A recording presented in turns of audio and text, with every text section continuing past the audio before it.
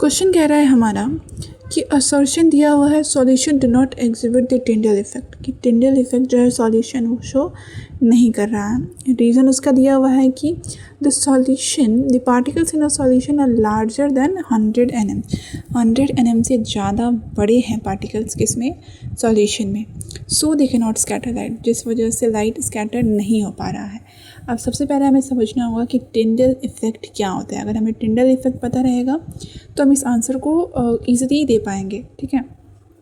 तो Tyndall effect एक तरीके का प्रोसेस होता है जिसमें कि बीम ऑफ लाइट विजिबल हो पाती हैं, क्योंकि टाइनी पार्टिकल्स क्लाउड के हो, क्लाउड के अंदर में हो, या फिर स्मोक के टाइनी पार्टिकल्स हो या गैस के, वो स्कैटर करा पाते हैं लाइट रेज को डिफरेंट डायरेक्शन में। तो इसी इफेक्ट को हम टिंडल इफेक्ट कहते हैं, ठीक है। अब रीज़न हमारे पास दिया था कि वो टिंडल इफेक्ट शो नहीं करा पा रहा है सॉल्यूशन, जिस वजह से 100 mm है, 100 nm पार्टिकल का साइज़ है, इसी वजह से वो नहीं करा पा रहा है। तो इसका आंसर हम कैसे लिखेंगे वो आप देखिए। तो आंसर हमारा आएगा थर्ड ऑप्शन, बिकॉज असर्शन इसमें ट्रू है कि टिंडल इफेक्ट जो है वो सॉल्यूशन शो नहीं कर पा रहा है, ठीक है। रीज़न जो है यहाँ पे फॉल्स है। रीज़न फॉल्स इसीलिए है क्योंकि पार्टिकल्स जो होते हैं सॉल्यूशन के अंदर वो स्मॉलर होना चाहिए, 1 nm से स्मॉलर होने चाहिए, ना कि लार्जर देन 100 nm। अब क्वेश्चन नंबर 7 देखते हैं। क्वेश्चन नंबर 7 कह रहा है हमारा, how would you separate the mixture given in table 5.3। 5.3 में जो टेबल दिया है इसमें से आप मिक्सचर को कैसे सेपरेट करेंगे, ठीक है। Mention the reason for choosing your method, जिस भी मेथड से आप ये काम करेंगे उस मेथड को आप कैसे, मतलब क्या सोच करके आपने चूज़ किया, उसका रीज़न बताना है, ठीक है। If a mixture can not be separated explain why, और मिक्सचर कोई ऐसा भी हो सकता है नीचे दिए गए टेबल में कि मिक्सचर सेपरेट ना हो पाए, तो वो नहीं हो पा रहा है इसका भी आपको रीज़न बताना है, ठीक है। एक्सप्लेन वाई भी आपको बताना है, ठीक है। तो इसका आंसर अब हम कैसे लिखेंगे वो आप देखिए। तो क्वेश्चन नंबर 7 का जो बॉक्स है वो हम फिर इस तरीके से करेंगे, पहले में भी दिया है मिक्सचर, फिर दिया है मेथड ऑफ सेपरेशन, और फिर हमारे पास प्रेजेंट किया है रीजंस, ठीक है। तो एक एक करके समझते हैं कि ये क्या है, कैसे करेंगे इसको हम। तो मिक्सचर है सबसे पहले हमारा मड फ्रॉम मडी वाटर, कीचड़ वाले जो पानी है ना उसमें से हम कीचड़ को कैसे सेपरेट करेंगे ये हमें बताना है। तो कीचड़ को हम सेपरेट करेंगे फिल्ट्रेशन के मेथड से, ठीक है। फिर उसके बाद है हमारे पास रीज़न हमें बताना है। तो रीज़न हमें ये देना है कि क्यों, हम कैसे कर पाएंगे, फिल्ट्रेशन का ही मेथड हमने क्यों चूज़ किया है, ठीक है। तो उसका रीज़न ये है कि mud is insoluble in water, जो कीचड़ है वो पानी के अंदर इनसॉल्युबल है, and can B retained by the filter, ठीक है। ये हो गया हमारा रीज़न कुछ फर्स्ट का, मड फ्रॉम मडी वाटर। अब सेकेंड है हमारा plasma from other components in blood. Plasma को हम सेपरेट करेंगे, ब्लड के जो अदर कंपोनेंट्स हैं उसमें से एक प्लाज्मा भी आता है। तो हम प्लाज्मा को कैसे सेपरेट करेंगे, तो सेंट्रीफ्यूगेशन की मेथड से हम इसको सेपरेट करेंगे। अब रीज़न क्या है, तो रीज़न ये है कि कंपोनेंट्स ऑफ ब्लड जो होता है ना have different densities and can be separated by spinning rapidly. जो डिफरेंट कंपोनेंट्स होते हैं ब्लड के, उनकी जो डेंसिटीज़ होती है ना वो अलग अलग होती हैं, इस वजह से हम उनको सेपरेट कर पाएंगे किस मेथड से, तो सेंट्रीफ्यूगेशन के मेथड से। फिर हमारा नेप्थलीन एंड सैंड, नेप्थलीन और सैंड को हमें अलग अलग करना है, ठीक है। तो उसके लिए हम सब्लिमेशन का प्रोसेस यूज़ करेंगे। मेथड ऑफ सेपरेशन हमारा सब्लिमेशन होगा, क्योंकि नेप्थलीन सब्लाइम्स ऑन हीटिंग, जो नेप्थलीन बॉल्स होते हैं ना वो सब्लाइम कर जाते हैं जब हम उसको हीट करते हैं, वाइल सैंड डज नॉट, तो सैंड नहीं हो पाएगा। बालू यानी कि मिट्टी है तो उसको गर्म करेंगे तो कोई असर नहीं पड़ेगा, ठीक है। लेकिन जो नेप्थलीन बॉल्स हैं वो क्या करेंगे, सब्लाइम कर जाएंगे हीटिंग पे, ठीक है। फिर हमारे पास आता है chalk powder and common salt. Chalk powder और कॉमन सॉल्ट को हमें अलग करना है, तो उसके लिए हम सबसे पहले डिसोल्यूशन का प्रोसेस करेंगे, फिर फिल्ट्रेशन एंड देन इवेपोरेशन। वैसा हम क्यों करेंगे, तो सॉल्ट डिजॉल्व इन वाटर, ये तो हम जानते हैं कि नमक जो है वो पानी में अच्छे तरीके से घुल जाता है, but chalk does not, chalk पानी में नहीं घुलता है। तो हम ईजिली चॉक और सॉल्ट को अलग कर पाएंगे, क्योंकि जो पानी में सॉल्ट अगर घुल जाएगा तो हमें पता चल जाएगा कि जो बच गया है मटेरियल वो चॉक है ना। फिर उसके बाद हमारे पास आता है common salt and water. Common salt and water को भी हमें सेपरेट करना है, तो उसके लिए हम इवेपोरेशन और डिस्टिलेशन के प्रोसेस को यूज़ करेंगे, इवेपोरेशन एंड डिस्टिलेशन। अब ऐसा हम क्यों करेंगे, तो वाटर इज़ वॉलेटाइल, हम जानते हैं। Evaporation leaves salt behind, distillation can recover both, distillation के प्रोसेस से हम दोनों को ही रिकवर कर सकते हैं, दोनों को ही हम देख सकते हैं। फिर उसके बाद हमारे पास आता है ऑयल फ्रॉम वाटर। पानी के अंदर से हम ऑयल को, अगर ऑयल और वाटर का मिक्सचर है तो हम वाटर को कैसे सेपरेट करेंगे और ऑयल को कैसे सेपरेट करेंगे, तो इसके लिए हम सेपरेटिंग फनल का यूज़ करेंगे। क्यों करेंगे ऐसा, तो oil and water are immiscible liquids and form separate layer. ये तो हम जानते ही हैं कि पानी के अंदर तो किसी भी कीमत में ऑयल घुल नहीं सकता है, वो ऊपर ही एक लेयर बना लेता है, जिस वजह से अगर हम सेपरेटिंग फनल का इस्तेमाल करेंगे तो ऑयल जो है वो ईज़िली सेपरेट हो जाएगा किससे, वाटर से। ठीक है, उसके बाद हमारे पास आता है पिगमेंट्स ऑफ अ फ्लावर के जो डिफरेंट कलर्स होते हैं ना, पिंक, ब्लू, ग्रीन, जो भी कलर्स होते हैं उनको हम कैसे अलग कर सकते हैं, तो क्रोमेटोग्राफी एक प्रोसेस होता है जिस वजह से हम इसको अलग कर सकते हैं। ठीक है, रीज़न हम देंगे कि different pigments move at different rates on the medium. अलग अलग मीडियम रहता है तो अलग अलग मीडियम के हिसाब से जो पिगमेंट्स हैं ना वो अलग अलग रेट पे मूव करते हैं। ठीक है, तो I hope question number 7 is clear. आप सारे डायग्राम्स के अंदर इन सभी चीज़ों को फिल कर सकते हैं। स्क्रीन को पॉज करिए और सारे जो बॉक्स फिल करने हैं उनको कर सकते हैं आप। अब क्वेश्चन नंबर 8 देखते हैं। टू मिसिबल लिक्विड्स, दो हमारे पास मिसिबल लिक्विड्स हैं, कौन कौन से, तो एक है ए और दूसरा है B, are present in a mixture, एक मिक्सचर में प्रेजेंट है।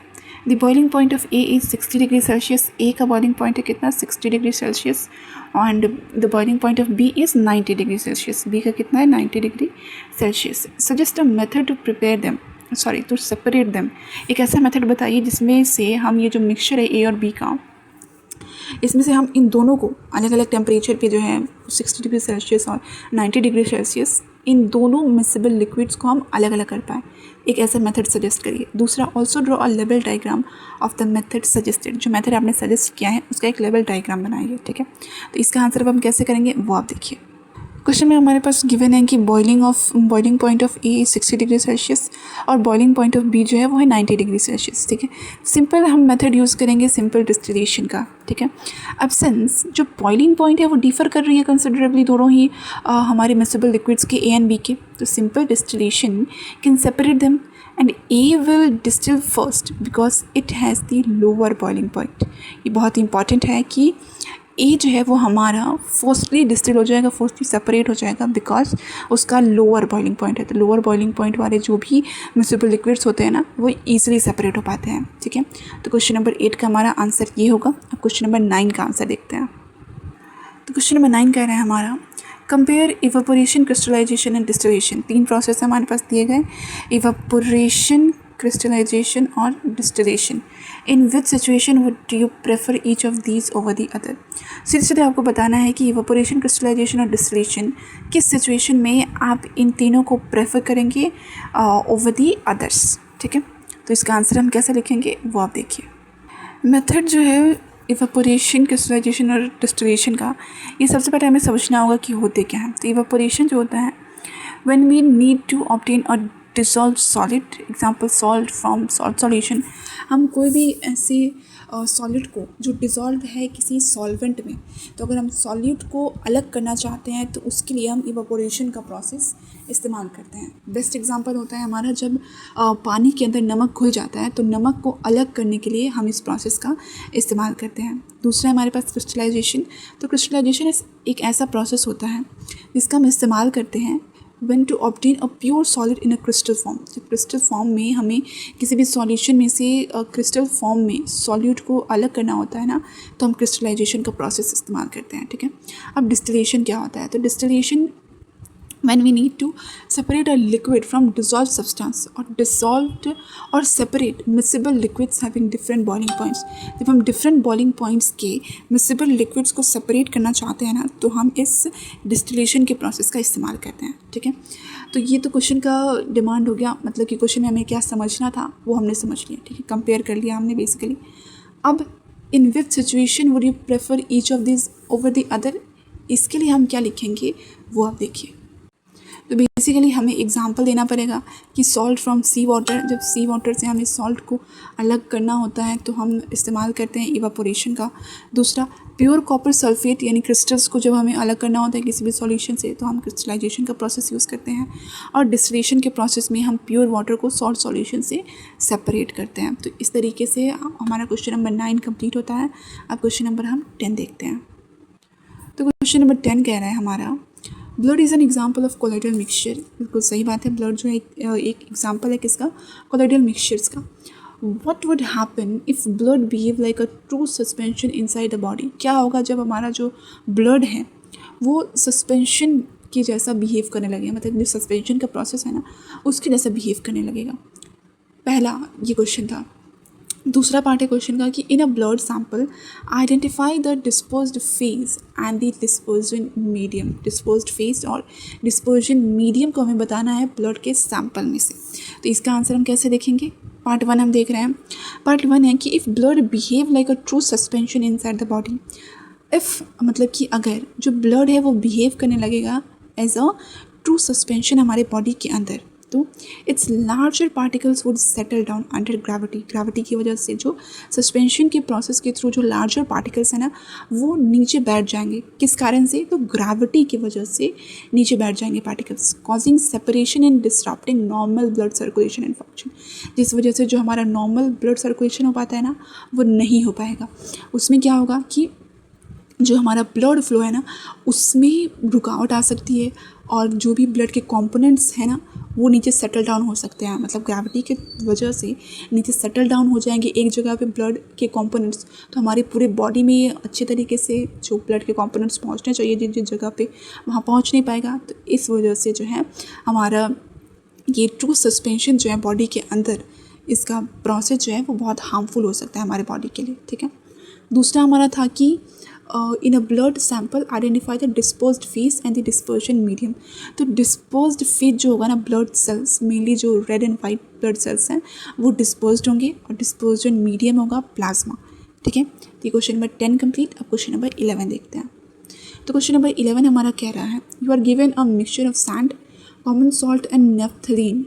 फिगर 5.25a ऑब्जर्व करेगा। ठीक है। उसमें दिया है कि मिक्सचर है सैंड का, कॉमन सॉल्ट का और नेफ्थलीन का। ठीक है। Figure 5.25b। अब देखिए बी वाले में क्या कह रहा है कि this depict various steps used to separate the component of the mixture of this mixture. कौन कौन से वेरियस स्टेप्स जो हैं आप इन मिक्सचर्स को कंपोनेंट्स को इस मिक्सचर के कंपोनेंट्स को सेपरेट करने में कौन कौन से स्टेप्स लेंगे वो आपको बताने हैं। ठीक है। Identify and write down the correct sequence of separation technique. Separation technique का सही तरीका बताइए इस क्वेश्चन में। 11 का आंसर होगा जो सही सीक्वेंस है सेपरेशन का वो ये है कि जो मिक्सचर है हमारा सैंड का, कॉमन सॉल्ट का और नेफ्थलीन का, उसमें करेक्ट सीक्वेंस होगा 1, 3 एंड 2। बिकॉज सबसे पहला हम प्रोसेस जो है वो यूज़ करेंगे वो है सब्लिमेशन। सब्लिमेशन का यूज़ करके हम नेफ्थलीन को अलग कर लेंगे। ठीक है। फिर दूसरा हम फिल्ट्रेशन का यूज़ करेंगे। फिल्ट्रेशन का यूज़ करके हम क्या करेंगे, जो सैंड है उसको सॉल्ट सॉल्यूशन से हम अलग कर लेंगे। और थर्ड हम यूज़ करेंगे इवापोरेशन का, जिसमें कि हम ऑब्टेन कर लेंगे कॉमन सॉल्ट को। जो सॉल्यूशन बच जाएगा उसको हीट करेंगे डेफिनेटली, तो वेपर के फॉर्म में जो वाटर मॉलिक्यूल्स हैं वो उड़ जाएंगे और नीचे बच जाएगा हमारा सॉल्ट। तो आंसर होगा 1, 3 एंड 2। ठीक है। तो क्वेश्चन नंबर हमारा 11 कंप्लीट। अब क्वेश्चन नंबर 12 देखते हैं। तो क्वेश्चन नंबर 12 कह रहा है हमारा why is distillation an effective method for separating a mixture of water and acetone. Distillation का प्रोसेस जो है वो क्यों ज़रूरी है सेपरेट करने के लिए, मिक्सचर वाटर और एसीटोन के मिक्सचर को सेपरेट करने के लिए। तो डिस्टिलेशन का प्रोसेस क्यों ज़रूरी है? तो सबसे पहले आपको पता होना चाहिए कि डिस्टिलेशन क्या होगा। अभी कुछ देर पहले मैंने एक क्वेश्चन नंबर 9 की एक पार्ट था जिसमें कि हमें इवापोरेशन, क्रिस्टलाइजेशन और डिस्टिलेशन डिस्कस करना था, उससे मैंने डिस्टिलेशन डिस्कस किया। तो अभी हम क्वेश्चन नंबर 12 में डायरेक्ट उसका आंसर देखते हैं। तो क्वेश्चन नंबर 12 का आंसर होगा कि डिस्टिलेशन जो है वो एक इफेक्टिव प्रोसेस है क्योंकि water and acetone have significantly different boiling point. Water और एसीटोन का अलग अलग बॉइलिंग पॉइंट होता है। ठीक है। एसीटोन का बॉइलिंग पॉइंट होता है लगभग 56 डिग्री सेल्सियस, वहीं वाटर का बॉइलिंग पॉइंट होता है हमारा 100 डिग्री सेल्सियस। इस वजह से एसीटोन जो है वो वेपोराइज हो जाएगा पहले and can be condensed separately allowing the two liquids to be separated. I hope it is clear. तो क्वेश्चन नंबर 12 हमारा पूरा कंप्लीट होता है।